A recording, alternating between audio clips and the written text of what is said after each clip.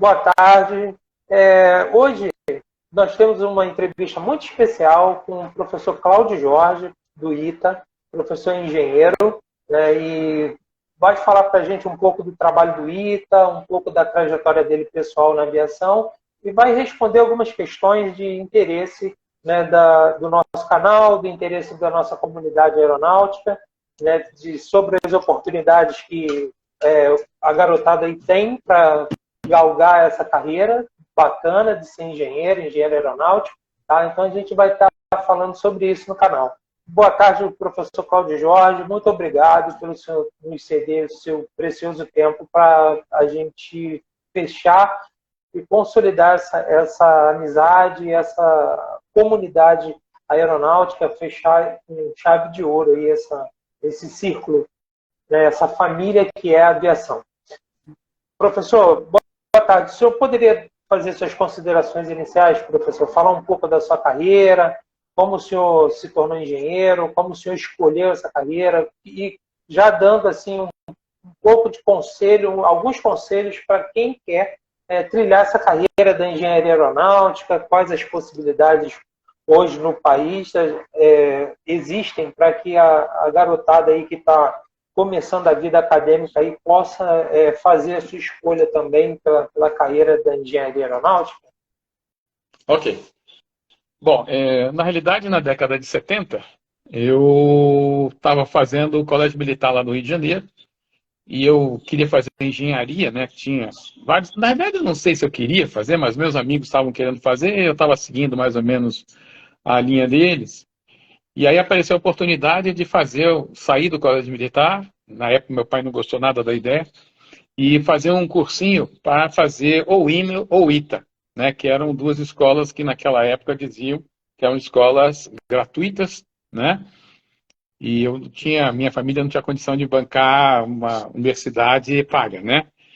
E aí eu só fiz isso, passei um ano realmente estudando bastante num cursinho lá no Rio de Janeiro, e aí prestei o vestibular e eu entrei no ITA.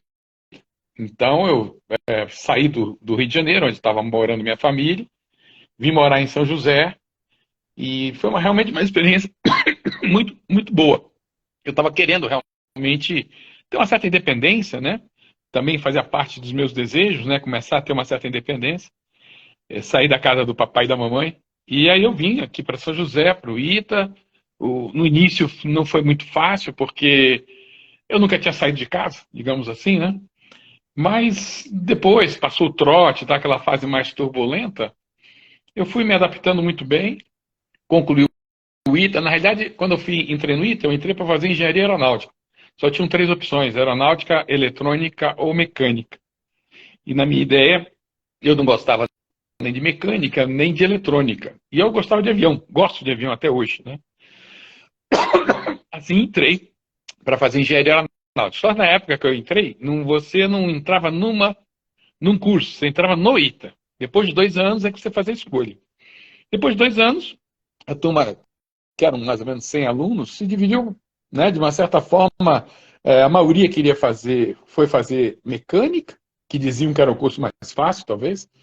Eu não queria fazer mecânica, tinha um grupo que queria fazer eletrônica, lá uns 30, e uns 30 queriam fazer aeronáutica. Eu participei desse grupo. Fiz o terceiro ano, então, de aeronáutica, e aí no final do terceiro ano apareceu a possibilidade. O curso de aeronáutica se dividiu em dois, né? A aeronáutica aeronaves, aeronáutica infraestrutura aeronáutica, que é um curso mais de engenharia civil, mais voltado para o aeroporto. E foi esse e mais 7 caras, quer dizer, foram 8 pessoas, 8 jovens que foram para esse campo. E eu fui um deles. E ao me formar, foi bastante difícil, porque praticamente foram dois anos só com o curso de engenharia civil, né? Lá no ITA. Então foi meio bem puxado.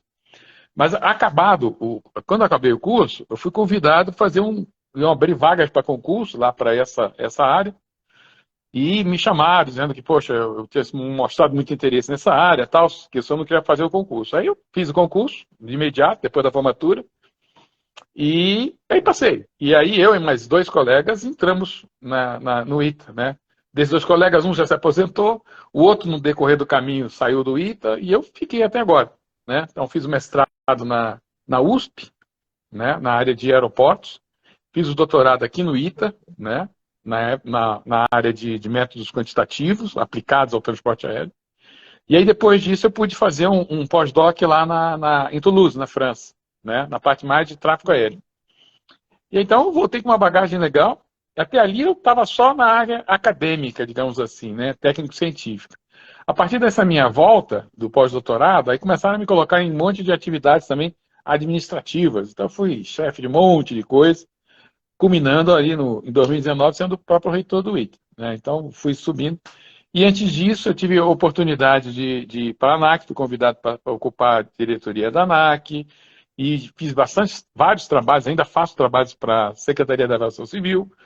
A gente faz trabalhos também para trabalhos técnicos, né? Que é bom que a gente vai mantendo o pé com a realidade e vai se desenvolvendo. Então, fazendo trabalhos para Petrobras, sempre na área de transporte aéreo. No meu caso, sempre na área de transporte aéreo e aeroportos. Então, essa foi basicamente essa minha carreira, né? Hoje em dia, o ITA voltou ao que era na época que eu entrei. Isso é, hoje você não entra no ITA para fazer o curso X, você entra para fazer o ITA. E depois, no final do segundo ano, você vai ter a opção, só que agora tem um leque maior de opções, né? Tem aeronáutica, aeroespaço, eletrônica, computação, civil aeronáutica, mecânica aeronáutica. E qualquer uma dessas engenharias, você pode fazer umas formações complementares durante os 5 anos de engenharia, em áreas de inovação, de ciências da vida. Então, para quem quer estudar, é um cardápio bastante variado. Tá? Que mais que a gente pode falar? Bom, em termos de ITA, acho que é isso aí. Você entra no ITA ou na graduação fazendo vestibular, ou você entra na pós-graduação, né? Aí, para cada programa de pós-graduação, tem uma forma de você entrar. Aí é bom olhar lá no site do ITA, quem já tem um curso de engenharia, não precisa nem ser de engenharia, mas quiser entrar num curso de engenharia na pós-graduação, você pode, sendo economista, sendo de outras carreiras, você pode fazer um curso de engenharia, de algumas engenharias lá do ITA. Então é só ver as datas, o calendário, o que é exigido e tal, fazer entrevista, eventualmente vai fazer uma provinha ou não. Né? No caso, para entrar para civil, você tem que fazer uma provinha também. E aí pronto, você entra. Então tem também uma outra forma de entrar para fazer mestrado, fazer doutorado. E tudo isso de forma, vamos dizer assim, público, né? Agora, uma outra oportunidade é você fazer algum desses mestrados profissionais, né? Ou desses cursos de extensão que aparecem, né? Tem vários em várias áreas. Na nossa área tem, na área de aeronavegabilidade e segurança da aviação. Tem, inclusive eu sou professor de uma das disciplinas desse curso. Então também tem essa outra possibilidade. Aí você pode fazer até quando você tiver uma idade mais avançada, digamos assim, né? Então tem muitos senhores, né, avós, que estão fazendo esses cursos de extensão. Eu gostaria de fazer. No meu caso, eu sou bacharel em ciências aeronáuticas, não sou piloto, e sou mecânico, né, de aeronaves. Eu fiz EAPAC na época aqui no Rio. Não sei se o senhor lembra da escola, não tem mais, acabou, era do DAC na época. Eu fiz EAPAC mecânica, fiz o PPH, né, piloto de helicóptero, na Skylab, né, que também a escola também acabou, não tem mais. E depois eu fui para a faculdade, me formei bacharel em ciências aeronáuticas e penso no futuro poder cursar uma extensão, alguma coisa no ITA para melhorar o meu currículo, essas coisas. Né? Só agora, no momento, ainda não tenho essa condição, mas penso sim em fazer. Eu fiz um período de Direito também na Estácio e, de repente, aí, concluir a faculdade de Direito e fazer uma pós no ITA, né, para poder me tornar um advogado com outras propriedades, né, com outros conhecimentos que me possibilitem aí atuar numa área aí, de repente numa parte de investigação, alguma coisa assim, né? Também eu tenho vontade de fazer lá os cursos de CENIPA, né? Acho que seria interessante ter, né, na bagagem, então acho que valeria a pena. E eu vou aproveitar agora o momento para fazer algumas perguntas, né, para o senhor, para a gente esclarecer algumas coisas. Olha só, a gente está passando por uma transição, né, de governo, não vou entrar aqui no mérito político, mas assim, dentro do cenário que o senhor está podendo avaliar, né, como o senhor enxerga a questão dos aeroportos? Assim, perspectivas, né, para o setor, né? O setor vinha aquecido, estava tendo as licitações para concessão dos aeroportos. Como o senhor enxerga o setor? O que, que o senhor acha que deve, nessa gestão agora, deve impactar? Se a gente vai continuar no mesmo crescimento, no mesmo trabalho que estava sendo, provavelmente a gente sabe que não, que deve ter alguma diferença, alguma coisa, mas o senhor vê alguma perspectiva nesse mercado? Assim, ou o senhor acha que vai ter algum retrocesso no modelo de privatização? Ou se deve seguir o modelo liberal, se não? O que, que o senhor analisa hoje? Né? Assim, até porque está com muita incerteza e eu acho que quem investe, né, a XP lançou aí, se lançou nos aeroportos também, fez um investimento importante, pegando o aeroporto de Jacarepaguá.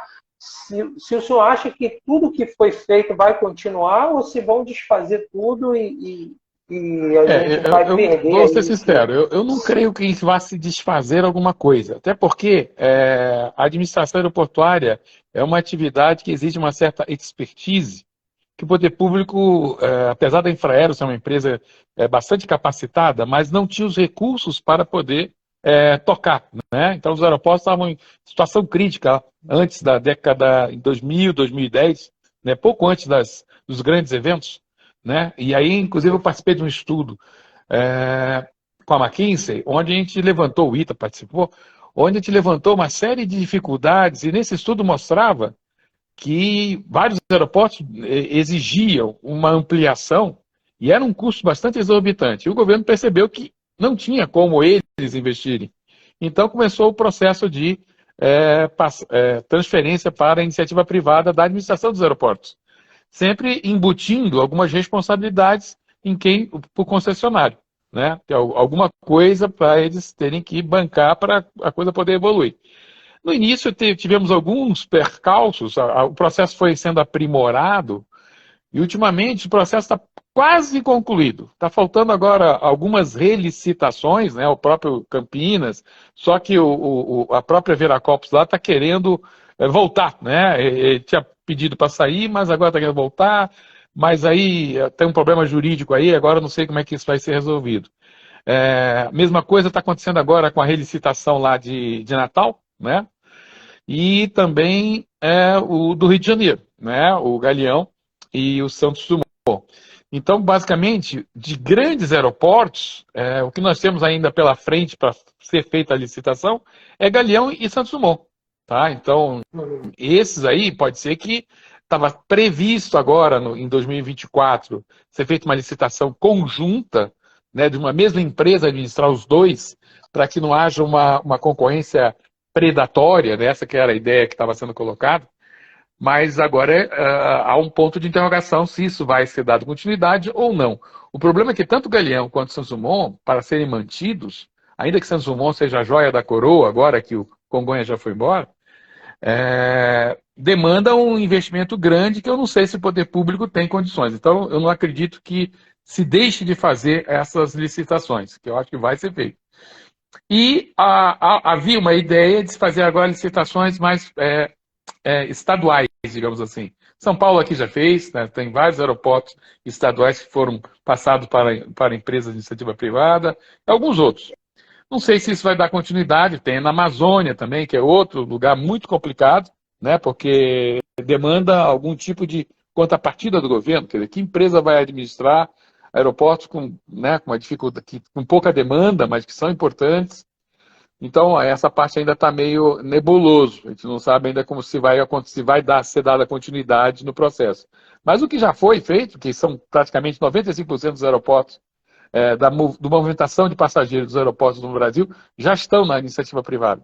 Então, tirando Santos Dumont e Galeão, exatamente o Rio de Janeiro aí, que está um problema já, mesmo do governo anterior, estava um problema meio político, estadual, questionando uma série de coisas. Então, esse aí é um pouco mais complicado, né?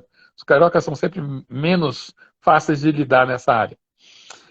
Mas a participação do investimento, das parcerias público-privada ou da própria iniciativa privada na condução dos aeroportos, na administração, no gerenciamento, isso é fundamental. Acho que hoje não tem como o poder público querer abocar para si essa responsabilidade. Então, eu acho que foi um processo que deu certo, né? Evidentemente, alguns deu mais certo que outros, mas isso até porque o processo foi sendo aperfeiçoado aí pela ANAC, pela SAC, pelo pessoal aí do governo federal, que foi fazendo os editais mais adequados, não tão exigentes eventualmente, nem exigindo coisas que não tornam inviável a coisa, né? O processo.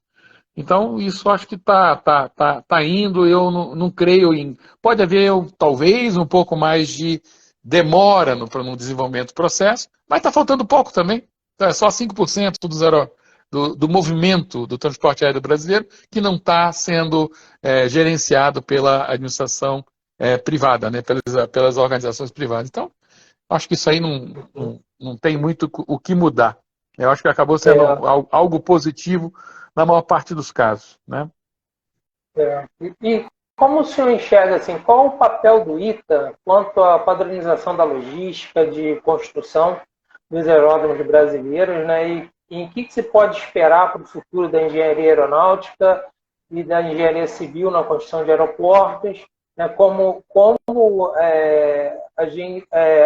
vai ser essa preparação, por exemplo, de Anápolis, da base aérea de Santa Cruz, para receber as unidades que vão ser equipadas com Gripen, que houve uma exigência do fabricante, né, da Saab, para que pudesse se adequar a esses aeródromos militares para receber essa aeronave, que é de quarta geração Plus, né, para poder operar assim, no estado da arte, no melhor do que essas aeronaves podem produzir.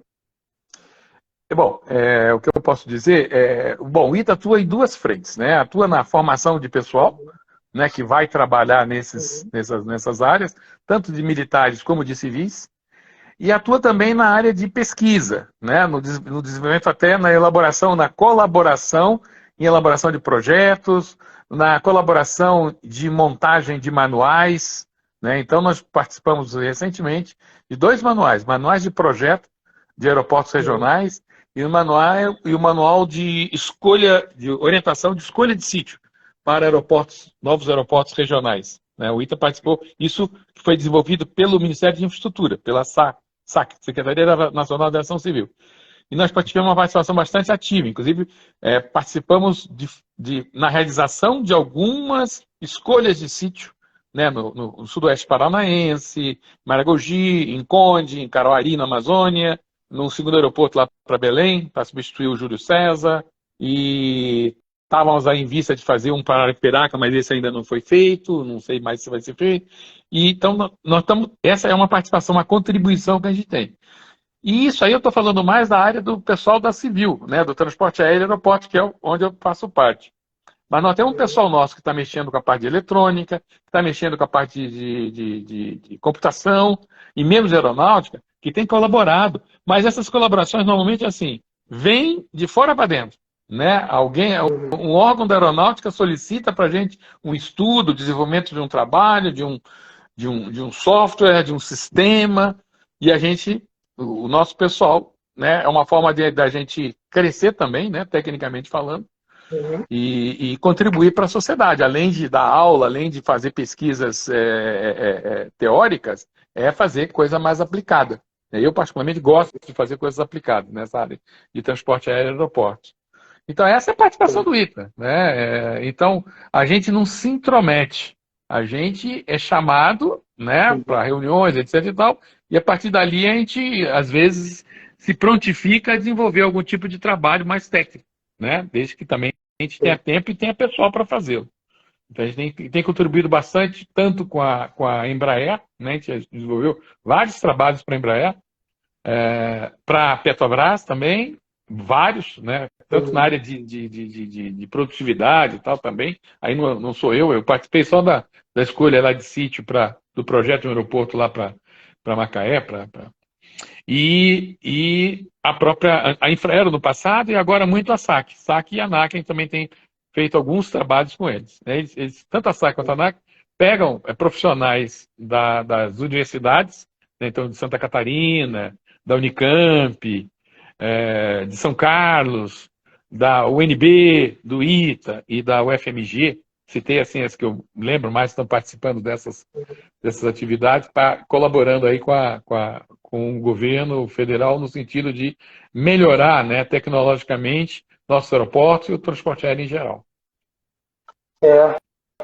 Quando a gente se conheceu, né, eu levei aquela proposta, né, de projeto, o senhor, não sei se o senhor lembra, que eu falei sobre o aeródromo industrial, né, o aeródromo logístico, né, dedicado à logística aqui no Rio de Janeiro, a gente enxerga ainda como muito mal explorado, né, pelo poder público e privado também, né, na questão de geração de emprego, na questão de organização do Estado, uma série de questões, né, sérias, muito sérias, né, questões sociais também, de violência, etc., que a gente tem.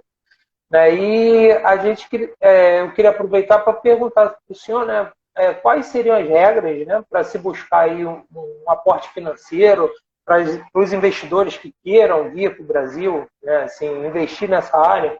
Quais seriam assim, os caminhos, né, quais seriam os órgãos que precisa se consultar para se iniciar um projeto dessa monta de estar atuando na construção civil voltada para aeroportos, para aeródromos, desde a escolha dos parceiros comerciais e financeiros até a pedra, até colocar a pedra fundamental e realmente iniciar uma obra do aeroporto. Qual seria o melhor conselho que o senhor poderia deixar aí para a comunidade do canal? Para se buscar isso. Eu acredito que, falando em termos de aeroporto, você tem o fundo aeronáutico, né? A própria SAC, ela destina, quer dizer, é possível se obter recursos desse fundo para desenvolvimento de estudos e de construção de aeroportos, tá? Então, para isso, a SAC tem que ser consultada, na realidade, mas já sendo levado para identificar tudo o que é necessário para fazer o pleito. Tá? Então, tem que ter uma proposta inicial, tem que ter uma série de estudos iniciais para que mostrem que a viabilidade, e aí se consiga recurso para se desenvolver um estudo de viabilidade mais detalhado. Né? E, eventualmente, depois, feito esse estudo, pode-se até chegar à conclusão que é viável, etc. e tal, e então que se conseguir também parte desse recurso para construir o aeroporto. Né? Então, você tem verba para estudar, para você ver se vale a pena ou não fazer, e tem verba depois, do mesmo fundo aeronáutico, que é um fundo que todas essas concessões, tudo que está sempre lá sendo preenchido, tem sempre dinheiro lá, e é só para uso nessa área. Então, não é para ser usado para outras coisas, não é para matar fome, não é para nada. É só para mexer com a parte o Fundo da Aviação Civil, né? O Fundo Nacional da Aviação Civil. Então, eu vejo isso como sendo um caminho. Aliás, essa orientação que eu dou para pessoal, profissionais que vêm conversar com a gente, no sentido assim, nós estamos querendo fazer um aeroporto não sei aonde, tal, é óbvio que lá tem isso, tem aquilo, tem aquilo. Eu falei, tudo bem, então a gente vai ter que agora fazer um relatório argumentando isso de forma bem concreta, para convencer a SAC que vale a pena ela destinar uma fatia lá do recurso para isso. Tem lá os critérios, né? Porque tem muitos pleitos. E vários pleitos não vão com subsídio suficiente para merecerem o recurso. Então morrem, não avança. E alguns ultrapassam aquela barreira, justificam, preenchem todos os requisitos e aí recebem, né? São aquinhoados com parte desse fundo. Esse fundo é bem grande, na realidade. Né? Tem sido feitos vários estudos com esses recursos. Né? Isso sem falar nos recursos externos, é só recurso do próprio país. Tá? Até algumas autoridades assim, não falta dinheiro. O que falta é competência em pedir o dinheiro. A competência em pedir dinheiro é preencher um monte de requisito. Mas tem que ter um relatório que seja convincente, que, poxa, vale a pena estudar um pouco mais isso, que vai ser importante para o Estado, ou para o município, ou para o próprio país. Né? Então, essa é a orientação que eu posso passar. Não sou especialista, nós, ITA, eu lembro que na época que você veio conversar com a gente mostrou, olha, só que a gente não faz isso, o ITA não vai atrás do dinheiro. Né? O que acontece é que as organizações, a gente chega ao ITA dizendo, olha, gostaríamos que fosse feito isso. A gente diz, olha, para fazer isso, vai precisar de X. Quem que vai apostar nisso? Quem que vai investir nisso? Às vezes é a iniciativa privada, às vezes é o poder público. Então já fizemos trabalho para governos estaduais, para governos municipais e para órgãos do governo federal. E para a iniciativa privada também. Tá? Tudo através da fundação, tudo direitinho, sem estar fazendo nenhuma treta, tudo dentro do previsto aí para não ter debate com a gente, né? Com a instituição que, poxa, não é justo que o nome que ela tem a gente faça qualquer coisa que venha, né, a prejudicar o bom nome que ela tem. Sim, sim. Então, a XP, né, a gente tem a CCR, né, que investe bastante na parte de infraestrutura, e tem a XP, né, que veio se lançando, tá? Ela começou como corretora, hoje já é banco digital, e agora ela se lançou, quando ela participou e arrematou o aeroporto de Jacarepaguá, ela se lançou como investidora nessa questão de infraestrutura, né, do país. O senhor, como o senhor enxerga isso, a XP Aeroportos?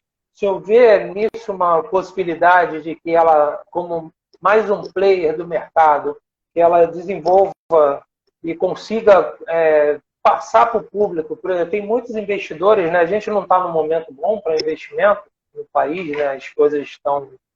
Deram que uma brecada na Bolsa, né? A Bolsa não está muito saudável, mas num ambiente ideal, vamos dizer assim, né? Dentro do sistema internacional, né? Colocando assim, né? Qual seria a possibilidade de se captar recursos dentro de um esforço privado, né? De se lançar algum título imobiliário, alguma coisa assim que pudesse ser comercializada e conseguir angariar aí os recursos para estar investindo nessa área.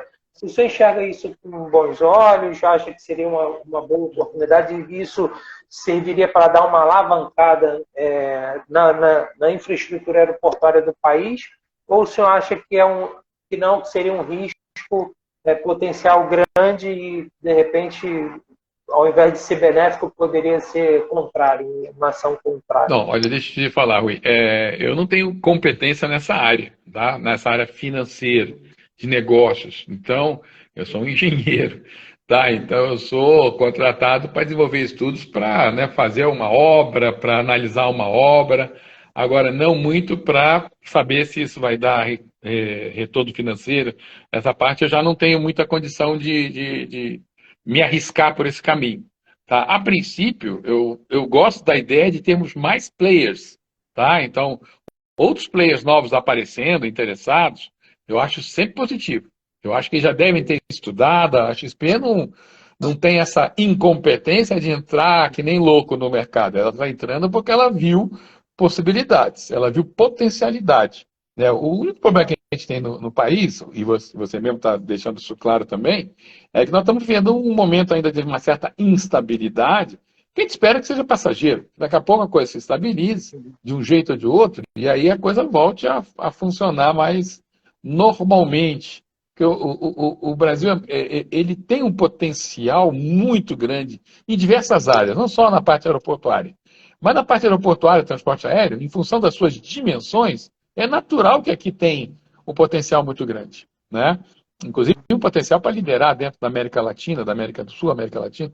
Então, a XP deve estar olhando o mundo de uma forma global. A Europa está aqui lá, a situação está muito pior do que aqui, né? A situação lá na Europa, você não sabe se a bomba vai cair no teu quintal, se vai cair no quintal do vizinho.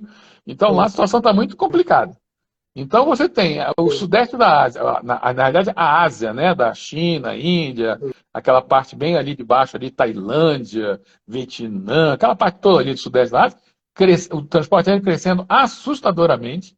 A China já passou dos Estados Unidos em termos de movimento de transporte aéreo, apesar da Covid lá ter perdurado por mais tempo, né? Pelo menos lá a política lá de Covid zero perdurou por mais tempo e tudo foi meio bloqueado. Mesmo assim, o movimento transporte aéreo, você vai analisar agora nesses almanacs, né, que estão saindo agora em 2022, você vê que já passaram nos Estados Unidos.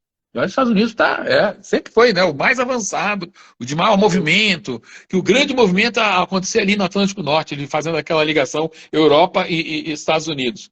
Pô, hoje o negócio está movimentado mais lá, do outro lado do mundo. Então tem lá do outro lado do mundo. E por que não nessa ponta aqui de baixo? Nessa ponta esquecida aqui, na América do Sul, América Latina. Então tem muita empresa que está vendo, a África está um pouco mais abandonada. Então, ou é a América Latina, ou do Sudeste da Ásia, a briga está muito grande. Então vem para cá. Então acho que eu enxergo, assim, o potencial do Brasil, como dizem, é o país do futuro. Eu gostaria que não fosse só do futuro, porque daqui a pouco eu estou morrendo e eu não estou vendo, né, tudo isso que dizem que um dia nós vamos ser. Mas eu creio que realmente nós temos todo esse potencial. Então, em vários setores. E transporte aéreo, sem dúvida alguma, é um deles. Até pelas nossas características de tamanho, né, de dimensões. Professor, é difícil conseguir homologar um aeródromo quando você está com um projeto mais avançado, já está fazendo ali, aí você precisa já começar a pensar em documentar tudo, né? Em operação, é difícil conseguir essa homologação? Olha, antigamente eu diria para você que era assim, uma aventura, né? Quando eu participei, eu fui o responsável por um projeto num aeródromo aí no Rio de Janeiro, e envolvia um monte de gente fazendo tal para a Petrobras, né?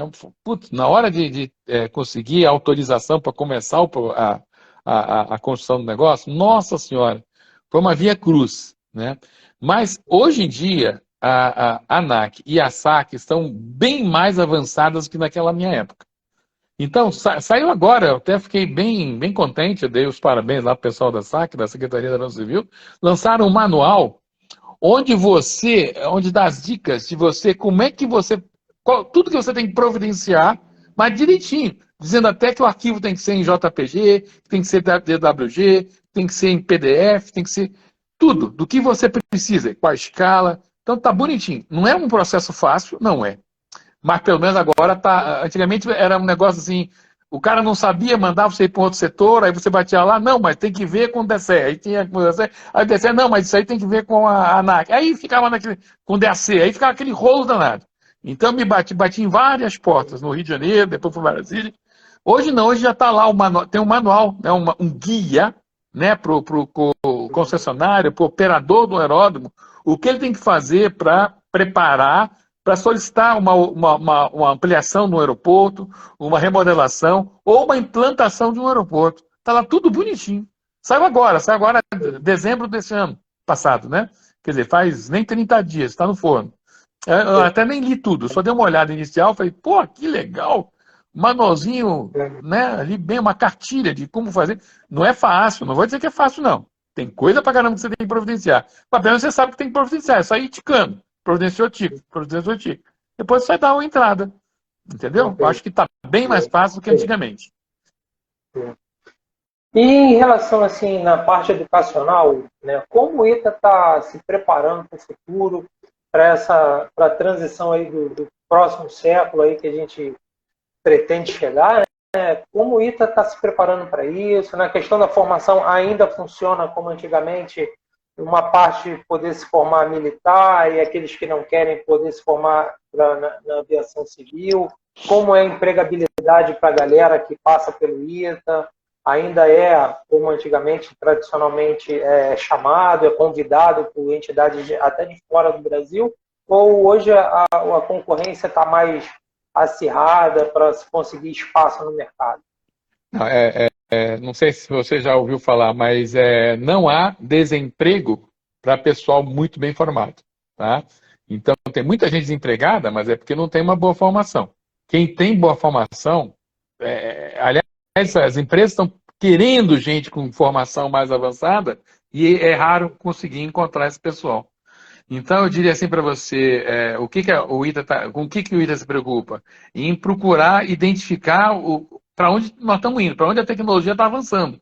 Então, está se falando agora no chat GPG lá, né, que é a inteligência artificial sendo utilizada para facilitar a operação de aeroportos. Então, é uma coisa que você vai pedir lá alguma coisa e entrar em contato, e lá o negócio baseado em inteligência artificial vai te dar todas as informações, vai te mostrar qual o caminho para você chegar até onde você quer chegar. Então, esse é um dos aspectos. Outro, essa parte de telecomunicações, né? 5G, 6G. Nós estamos aí, está entrando agora aí os eVTOLs, né? Os vertiportos e tal. Agora aqui em março, em Curitiba, vai estar voando o primeiro equipamento. A ANAC está prometendo para 2026 certificar tudo, piloto, aeronave, infraestrutura, para poder começar a operar maciçamente os carros voadores, né, os drones voadores, a princípio com tripulação, a princípio com piloto. Né? Depois, no futuro, daí de mais 10 anos, é que se pretende que os carros, os veículos sejam autônomos. Mas a princípio não. Então tem a Azul mexendo aí com a Lilium, né, produzindo um regional, um equipamento, uma aeronave que vai ser regional, vai ligar Campinas a Guarulhos, vai ligar, né, um eVTOL mais pesado, mas até 300 quilômetros. A Gol está mexendo com uma empresa irlandesa, está fazendo mais um urban, né? Um veículo para pequenas distâncias, fazer ligações, então, dentro de São Paulo, ligando para até o aeroporto, ou no Rio de Janeiro, fazendo pequenas ligações. Então, a Gol está indo para um outro mercado, a Azul está indo para o mercado regional, para alimentar seus aviões de maior porte, enquanto que a Gol está indo mais para facilitar o transporte dentro da própria cidade. E tem a IVE, a Embraer também está mais para o lado da Gol, está mais mexendo com isso. E aí está vindo o chinês agora lá para Curitiba para apresentar o seu produto. Então você está vendo que as coisas estão avançando, bicho. E como é que você vai mexer? Porque hoje nós temos tráfego aéreo controlado lá em Simão, né? Tá no meio, depois os corredores de helicóptero. Agora vai ter que ter um espaço aqui embaixo, mais perto da Terra, para esses equipamentos, né? Para esses drones com gente dentro. Então, cara, isso aí vai ser, né? O Odessa já disse que não é ele que vai cuidar dessa parte, não. Esse abacaxi vai para outras mãos. Mas vai ter que ser tudo conversado. Aí, telecomunicações avançadas, bateria também que aguente, né? Porque a bateria hoje é um problema, que é muito pesado, tal, para esses equipamentos são leves. Então, tem alguns desafios que têm que ser vencidos. O pessoal tem vários, o mundo inteiro está mexendo com isso. Tá? E o pessoal lá na Europa fugiu da Europa agora, por motivos óbvios. Então, aqui no Brasil, está nos Estados Unidos, está na Ásia, estão fazendo coisa nessa área. E daqui a pouco, quando a gente dá uma despertadinha, já tem os aviões passando nas nossas frente, a gente olhando e dizendo, olha que legal. Mas tem que estar preparado para isso. Nós estamos estudando já o que são os requisitos, os pré-requisitos de um vertiporto, né? E de um vertiporto dentro de um aeroporto. Né? Porque o cara vem lá da Barra da Tijuca, vai para o Galeão, ele vai voando, chega lá no Galeão, vai trocar para uma aeronave grande para ir para os Estados Unidos, para ir para a Europa, para ir para o Japão, etc. Então, a coisa está... O mundo está avançando tecnologicamente, e a gente na formação do ITA, e não só nós, eu acho que outras universidades também estão atentas a isso. Nós estamos desenvolvendo vários trabalhos conjuntos com outras escolas, inclusive, participando desses problemas de teses, etc. A gente já vê vários estudos parecidos, né, um complementando o outro, crescendo, e assim a ciência vai ajudando na tecnologia. Então, o jeito de a gente se preparar para o futuro e estar na vanguarda é estar estudando sempre coisas mais adiante. Não é olhar o passado, é olhar e conseguir enxergar o futuro, né, com as ferramentas que a gente tem hoje. E essas ferramentas estão sendo alteradas radicalmente, muito fortemente. Ok? Então, professor, quando eu fiz a faculdade, o meu trabalho de conclusão de curso foi Políticas Públicas para a Aviação Civil. Quando eu cursei a faculdade, foi naquele período complicado que estava tendo operação padrão, muito conflito de tráfego aéreo. Então, eu ganhei um livro Transformando Crise em Oportunidade, que um dos autores era o Brigadeiro Gandra, que, por sinal, também era o reitor lá da faculdade, na época, era o presidente do Instituto do Ar, na Estácio, aqui no Rio. E a gente teve a oportunidade de ter vários professores assim, do meio militar, da reserva, né? O professor Napoleão, o professor Jenkins, que hoje trabalha na BA. Então, nós tivemos um corpo docente assim, muito bom, né? Assim, a professora Selma, que dava parte de fatores humanos. Então, eu desenvolvi esse projeto. Inclusive, hoje, eu até sonhei com esse projeto. Ele está na minha casa, guardado, né? Que era reabrir o CTPA. É uma inspiração nossa, né? Porque a gente vê... o Brasil é muito, como eu vou dizer assim, muito modista, né? A sociedade brasileira é muito modista, né? Quando começou com o negócio de ONG, aí estourou aquela montoeira de ONG só para esporte ou arte cênica, certo? Ator. A gente sabe que dentro de comunidades, nem toda criança vai ter, né, um bom desenvolvimento nessa área, porque não é a vocação daquela criança. Né? E essa criança fica desamparada, fica abandonada, sem uma oportunidade de estudar numa boa escola, né, e de ter uma outra carreira, uma carreira voltada para engenharia, para medicina, para aviação, para pilotagem, carreiras que a gente pode ter um garoto desse lá, mesmo sendo de uma condição socioeconômica um pouco mais prejudicada, né, vamos dizer assim, né, que possa se desenvolver e ser um talento para o país, né, e desenvolver coisas para o país. Eu acho também assim a juventude está muito largada, né, assim, sem uma liderança, sem alguém para admirar, né, vamos dizer assim. Quando você admira aquele seu professor lá da faculdade e tal, então você aspira a chegar ao mesmo nível do teu professor, e isso vai motivando, como se fosse um carvão para que a locomotiva ande, né, com mais vigor, com mais vontade.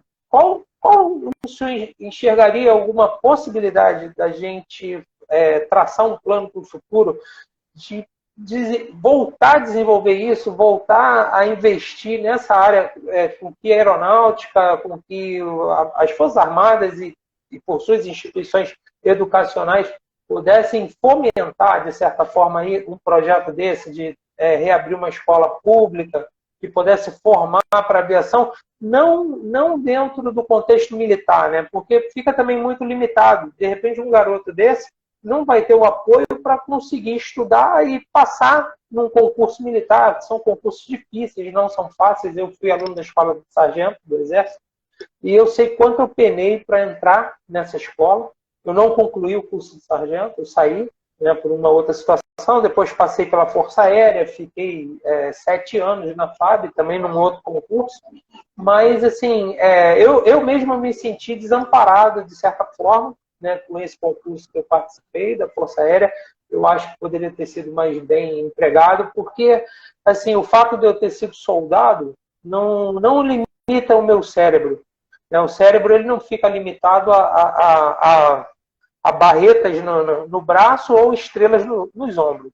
Né? Isso são só uma condição, uma convenção profissional do jargão militar, mas não um gesso, né? Vamos dizer assim, cerebral, que te impeça de, embora estar numa função mais simples, de que você tenha raciocínio. Entende? Que você possa ser utilizado, possam utilizar esse raciocínio do cidadão para que ele atinja, né, os outros níveis, porque ninguém é incapaz, vamos dizer assim. Né? Todo mundo, dentro de uma certa condição, pode chegar. Né? Eu enxergo dessa forma. Eu nunca gostei de limitar a minha vida ao conhecimento por não buscar, entende? Assim, eu sempre tentei ser autodidata, não sou um gênio, mas eu sempre procurei ser autodidata de me dedicar a sentar, estudar e abdicar de outras, abrir mão de outras coisas, de televisão, de internet, para me dedicar a ler um livro, por exemplo. Né? Então, eu acho que é possível. Entende? Então, eu gostaria de saber assim, se o senhor acha que há uma possibilidade, né, da gente encaminhar um projeto desse e de tentar fazer aí um desenvolvimento social para aproveitar melhor, né, para que esse guri aí não fique sem ter um ídolo, sem ideologia, né, sem ficar nessa escola tão marcada. Eu acho que o Paulo Freire cometeu um erro grande. Eu vou fazer uma crítica a ele aqui, me permita, porque eu não vejo nessa educação construtiva do Paulo Freire uma coisa que realmente construa. Ela está sendo mais destrutiva, na minha opinião, do que construtiva. A partir do momento que ela introduz ideologias políticas, fica brigando por questões de Marx, disso, daquilo que nunca me fez falta, nunca gostei, né, dessa questão de Marx. Acho uma coisa que chega até à beira da psicopatia. Né, um camarada que se dedica só a isso. Eu tinha um amigo na escola que eu ficava nervoso com ele. Ele chegava a ser chato, de tanto que ele, não, Max, você estava defendendo aquelas coisas. Porque é muito bonito, é tipo o direito constitucional. A gente estudar direito constitucional é uma coisa que impacta num primeiro momento. Mas quando você vê que o direito constitucional não funciona, né, e ultimamente a gente tem visto bastante isso, dá uma certa desanimada na carreira jurídica, né, na faculdade e tal. E eu vejo da mesma forma. Eu acho que a gente poderia aproveitar a oportunidade para gerar cidadãos, para gerar homens de verdade, não essa coisa aí de revoltados, sem causa, que acontece muito dentro das faculdades, né? Teve alguns fatos aí no ITA também, que eu não vou aqui nem tecer o comentário. Eu vi algumas coisas na internet que eu também achei que não cabia. Né? Esse ativismo, seja de ordem sexual, seja de ordem política, eu não acho bacana isso para o mundo acadêmico. Eu acho que não constrói nada, né? Só destrói. Então, assim, isso é a minha opinião pessoal, tá, professor? Meu posicionamento. Mas eu acho que a gente poderia fazer algo a mais, entendeu? Para que aquele guri que está lá soltando pipa, lá jogado na comunidade carente, possa ser despertado para uma possibilidade melhor para ele de vida, de oportunidade, até de mudar a situação familiar dele, a estrutura. A gente sabe que é difícil, né? Eu fui instrutor na FAB do SMDS. Era um projeto que tinha da Prefeitura do Rio com a Força Aérea. Então, agora, eu tinha uma turma, eu era instrutor dessa turma, a garotada entrava de manhã, antes do café da manhã, tomava um café da manhã na base aérea de Santa Cruz, né, e fazia uma atividade física, educação física, dava instrução de ordem unida, nem sonhava em ser mecânico ainda, buscar essa carreira na aviação civil, nem pensava nisso ainda, pensava em manter minha carreira na Força Aérea. Depois eles aprendiam lá mecânica de carro, pintura de aeronave, manutenção de aeronave, eles tinham vários cursos, várias oportunidades lá dentro. E o CTPA fazia isso no Parque dos Afonsos, e foi um projeto que foi descontinuado. E eu hoje tenho contato com as turmas que passaram pelo CTPA, com alguns alunos, me botaram até num grupo, né, quando eu levantei essa possibilidade de reabrir essa escola. E eu queria saber do senhor, assim, o senhor acha que há uma possibilidade de a gente abrir um diálogo, abrir um debate, alguma coisa que a gente possa levar isso à frente, levar isso para o Ministério da Aeronáutica, para o Comando da Aeronáutica e tentar trazer alguma solução nesse sentido? Olha, eu acho que eu concordo com quase tudo que você falou. Eu também tenho uma posição parecida aí, em vários aspectos que você abordou agora. E eu estava pensando aqui, enquanto você estava falando, né, como fazer isso, né? Porque, de uma certa forma, a gente tem isso aqui no ITA agora, né? Nós temos uma das atividades sociais que os alunos desenvolvem é um curso para o pessoal de baixa renda. E o pessoal que é dado pelos próprios alunos do ITA, a Prefeitura de São José acabou dando um local e tal, e os alunos não ganham nada, quer dizer, não é por dinheiro, eles fazem realmente por amor à arte, por querer contribuir de alguma forma, né? E esse curso, que é o CAS de Vestibulares, o CASDinho, né? O cursinho que eles dão, cara, é emocionante você ver o pessoal menos favorecido, digamos assim, conseguindo ser aprovado por universidades públicas. Inclusive, eles pedem para quem pode ajudar, pagar a inscrição, etc. No passado, eu contribuí várias vezes para alunos que eu nem conhecia, né, para candidatos que eu nem sabia. Pagava a inscrição do cara, o cara fazia. Alguns eram aprovados, outros não, mas, poxa, saber que o cara foi aprovado, que ele vai conseguir sair do lugar onde ele está, passar para um outro nível, é muito gostoso, é muito bacana. Então a gente faz isso, mas isso aí é uma gotinha no oceano que a gente faz aqui. Esse que você está falando aí da aeronáutica, também eu acho, é uma gotinha no oceano. Mas são gotinhas que estão melhorando, estão ajudando as pessoas. Né? Agora, como fazer isso de forma um pouco mais exaustiva? Eu fico pensando, bom, aí eu vou falar por mim, né? Eu não sou muito chegado em política, né? Eu fiz a ESG, inclusive, né? Fui obrigado a fazer a ESG por uma contingência de minha lá, de fazer política. Eu passei a entender um pouquinho, né? Esse negócio. E mesmo que a gente não goste, né, de política e tal, porque tem muito político que não merece que a gente goste, mas tem os políticos que têm boas intenções. O problema é que, às vezes, o conjunto da obra não consegue surgir. Mas se a gente juntar um grupo de cidadãos e for levar para um deputado, convencê-lo da importância disso, do que isso vai trazer para a comunidade, etc. e tal, talvez seja um caminho. Por quê? Pô, os políticos aí ganham uma verba aí que eles têm aí para gastar no que quiser. O gastar no que quiser é constrói uma ponte, ele quer coisas visíveis, né? Para garantir o seu voto no futuro, na outra eleição futura. Por que não convencer de um processo desse tipo? De trazer o pessoal que está, digamos assim, na margem da sociedade, fazer com que eles possam entrar na sociedade, contribuir para a sociedade.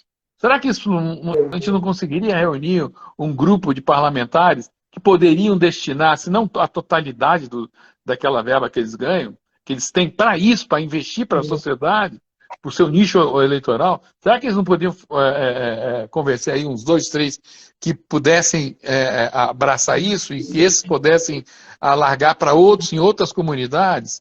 Talvez esse fosse o caminho, eu não sei.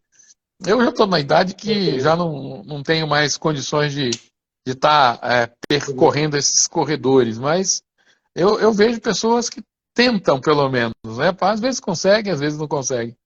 Então, essa garotada que está dando essas aulas, tal, dando o seu tempo, sua dedicação para melhorar a condição de pessoas não muito favorecidas socialmente, que de repente conseguem galgar posições melhores, cara, é um prazer assim. Olha, dinheiro nenhum dá esse prazer, tá? De você fazer contribuir assim para um ser humano passar por uma vida mais digna e tal.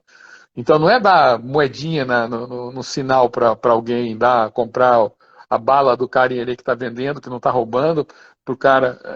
Isso aí não é o mais importante. O mais importante é dar a condição dele, por seu próprio esforço, né, chegar numa condição melhor.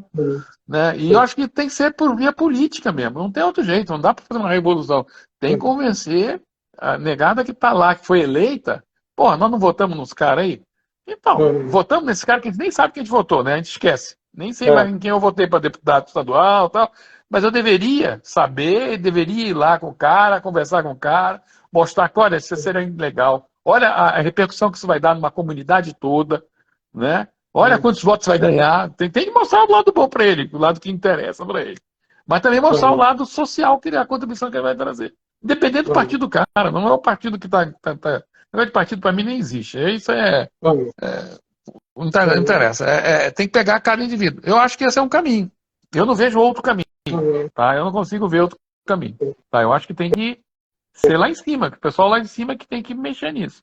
E recursos tem. É isso que é triste. Saber que tem um recurso, e o recurso é empregado para fazer uma ponte que não adianta nada, para, sei lá, às vezes para meter no bolso do cara.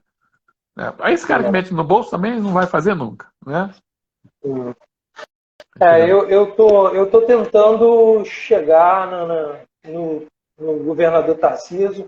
Eu já mandei até uma mensagem para ele, estou até citando para se ele assistir o vídeo, né, que a gente está fazendo aqui, a entrevista. Depois a gente poder fechar um contato do canal com ele para a gente tentar abrir um debate, tentar abrir alguma coisa que a gente possa contribuir, embora eu esteja no Rio. E outra coisa, mim, o que importa não queira fazer ou não queira convencer o cara a fazer uma coisa gigantesca demais, tá? Que eu acho que vai ser difícil. Começa com uma coisa pioneira no lugar, numa cidade, no município. Pô, o município vizinho vai ver, vai gostar, vai também adotar. E quem sabe uma ação do bem desse tipo vá se espraiando, entendeu? Às vezes a gente quer fazer um negócio gigantesco demais, aí não consegue. Né? Muitas barreiras aparecem e a gente acaba não tendo fôlego para ultrapassar todas as barreiras. Então a gente tem que tomar um certo... Né? Eu acho que esse é o caminho que a gente teria que avançar. Ok? Ok, professor.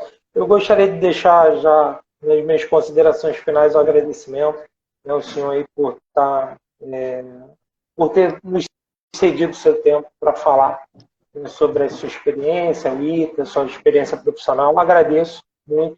Espero um dia poder a gente se encontrar pessoalmente, né, para a gente poder assim, confraternizar e conversar mais um pouco sobre essas questões e outras questões também. E queria deixar aqui um recado para os pais, aproveitar também, os pais que acompanham o canal, para que as pessoas tenham a noção de que o quanto elas são, para aqueles que creem em Deus, né, eu sigo essa linha, eu creio em Cristo, eu creio que fui criado, creio no criacionismo, que fui criado por um Deus que é soberano, que existe, que está no céu olhando por cada um de nós. Creio até pela minha própria experiência de vida, né? Eu já experimentei Deus, né? E isso em momentos assim de muita angústia. O ano passado mesmo foi um momento muito difícil para mim, né? O ano passado eu me tornei morador de rua, não tenho vergonha de falar, morei 3 semanas na rua, perdi meu imóvel, perdi meus bens, e aí comecei a me recuperar novamente. Eu tinha uma empresa, minha empresa, em questão da Covid e outras questões, eu me endividei, né, entre algumas operações que eu errei, foi culpa minha mesmo, né, e aí acabei indo parar na rua. Não foi nada fácil. Hoje, meu sócio, meu amigo de faculdade, meu irmão, né, o Stefano, que a gente está junto já há um bom tempo, né, e assim, dessa amizade da faculdade surgiu esse canal como um fomentador para a aviação, para uma comunidade, para toda uma comunidade, do rico ao pobre, e pretende um dia ou galgar uma profissão dentro da aviação, né? E a gente sente que o país ainda precisa ser pacificado, e eu sinto que não está havendo um esforço nesse sentido. Muito pelo contrário, está havendo um esforço de retaliação agora do lado oposto, né, de imposição das coisas, né, de ativismo ainda social, de separação entre gays, lésbicas e héteros e tal, e toda essa confusão que está na sociedade ainda, né, muito ódio, né, e todo mundo na hipocrisia falando que o amor venceu, que o amor venceu. E para mim eu vejo isso com muita hipocrisia, não vejo essa atitude de o amor venceu. O amor venceu num prende velhinha de 60 anos, cadeirante, né, por se manifestar, por ser o contrário, e a gente sente que está tendo ainda tem coisa aí para acontecer, um processo de censura, da própria sociedade. Eu não falo isso nem, eu estou fazendo essa crítica não é nem ao sistema de governo, mas da sociedade em si. Eu acho que a sociedade deveria parar todo mundo, zerar todos os pensamentos e pensar na união, que somos todos brasileiros, que o importante é o país, e fazer com que o país ande, com que a gente tenha bons projetos, com que a gente consiga resgatar para a sociedade as pessoas, né? E a base, a célula disso tudo é a família, né? Tanto é que na própria Bíblia, para aqueles que creem na Bíblia como a palavra de Deus, Deus fala lá que os pais serão cobrados, né? Que eu tenho filho, eu tenho uma filha, Deus diz para a gente que nós seremos cobrados pelos nossos filhos, nós somos responsáveis. Não tem essa de, meu filho hoje é de menor, é criancinha, eu sou responsável, amanhã meu filho é um adulto, eu não sou mais responsável, ele já é de maior. Isso não existe, né? Para Deus isso não existe. Nós somos responsáveis enquanto aquela pessoa viver, enquanto nós vivermos também, nós somos responsáveis pelaquela pessoa, por seu amigo, por ser... Então, se agora para o público que está nos assistindo, se você hoje não abraçou o seu filho, abrace seu filho, sabe? Abrace sua esposa, sabe? Lembre dela quando vocês se conheceram, quando lá no passado, né, na juventude e tal, e valorizem isso, né? Tem tanta gente hoje, tem tanta separação, tem tanta gente hoje com famílias destruídas, que às vezes por situações que você não consegue nem reconstruir aquele relacionamento. E o relacionamento mais importante é o do pai e filhos. E se você perde o seu filho, quem vai abraçar o teu filho vai ser a criminalidade, vai ser o mundo, e o mundo engole de uma maneira muito triste. E a gente vê muitas vidas se perderem antes do tempo, sem produzir nada para a nação, sem produzir nada para si, e às vezes produzindo frutos ruins, né, o que é pior. Então, essa é a mensagem que eu queria deixar hoje no canal para as pessoas: abracem seus filhos. Antes que as drogas, abracem o teu filho, que a bebida.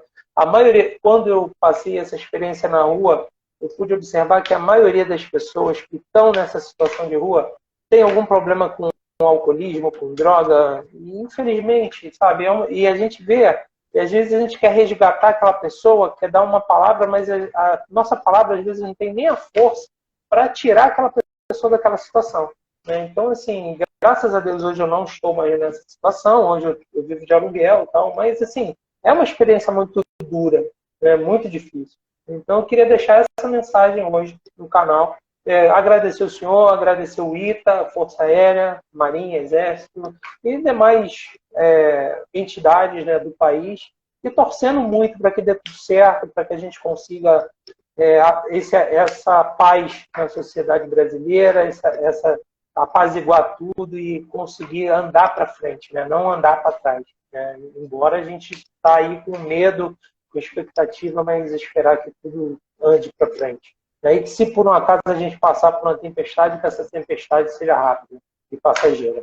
Esse é o meu desejo. E um forte abraço para o senhor. Um abraço para você obrigado. Também. Amém aí, tudo que você está falando aí, viu? Amém. Professor. Alô. Então, numa próxima oportunidade, a gente torna a se falar fora de Deus quiser. Canal, assim, tá bom? Fica com Deus, professor. Muito obrigado. Uma boa tarde para o senhor. Boa tarde para você também.